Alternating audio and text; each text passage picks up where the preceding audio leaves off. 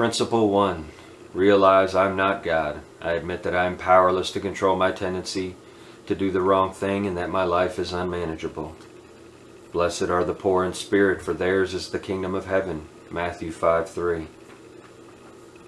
Our amazing recovery journey starts with Principle 1, where we admit that we are powerless to control our hurts, hang-ups, and habits, and that our lives have become unmanageable, out of control.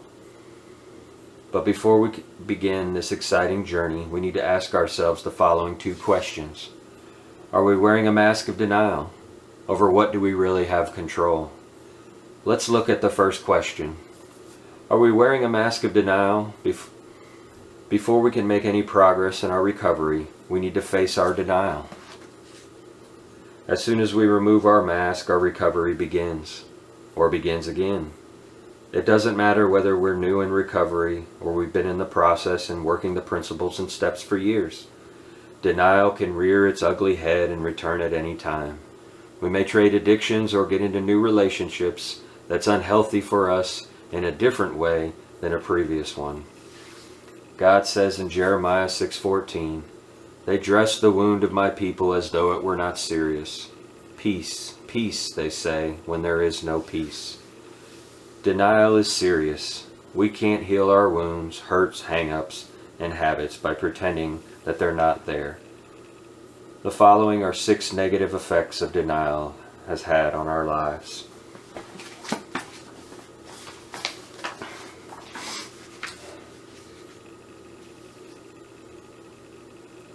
Think about it.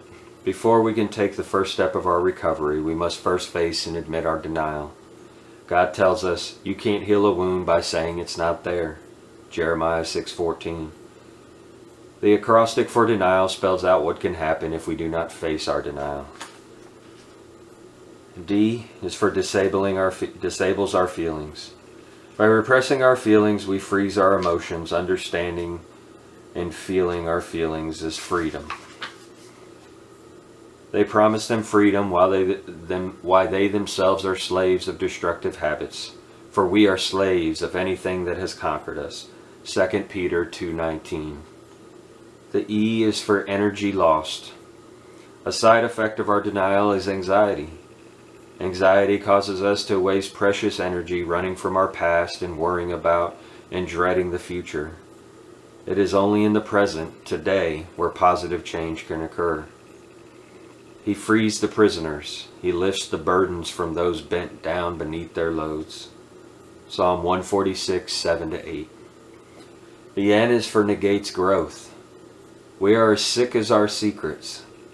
We cannot grow in recovery until we are ready to step out of our denial and into the truth. They cried to the Lord in their troubles, and He rescued them. He led them from their darkness in the shadow of death and snapped their chains. Psalm 107, 13-14. The I isolates us from God. God's light shines on the truth. Our denial keeps us in the dark. God is light. In Him there is no darkness at all. If we claim to have fellowship with Him, yet walk in the darkness, we lie and do not live out the truth. But if we walk in the light as He is in the light, we have fellowship with one another, and the blood of Jesus, His Son, purifies us from all sin. 1 John 1, 5-7. The A alienates us from our relationships. Denial tells us we're getting away with it. We think no one knows, but they do. What is the answer? Stop lying to each other. Tell the truth, for we are parts of each other, and when we lie to each other, we are hurting ourselves. Ephesians 4:25.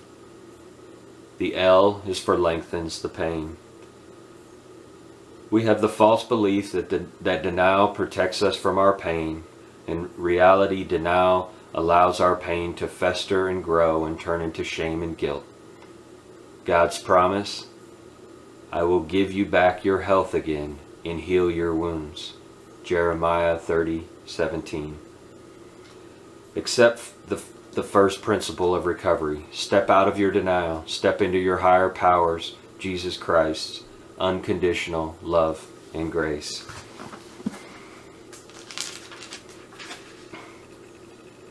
As soon as we start working on this principle and admit that we're powerless, we begin to change. We see that our old ways of trying to control our hurts, hang-ups, and habits didn't work. Our attempts were buried by our denial, and our problems were held close by our false sense of power. That leads us to the second question we need to answer. Over what do we really have control? In Principle 1, we recognize our need to admit our powerlessness. Our lust for the power to control is rooted in our weakness, not in our strengths. We need to realize our human weaknesses and turn our lives over to God. Jesus knew this would be difficult. How difficult? He said this about a related issue, but it applies here as well. With man, this is impossible, but with God, all things are possible. Matthew 19:26.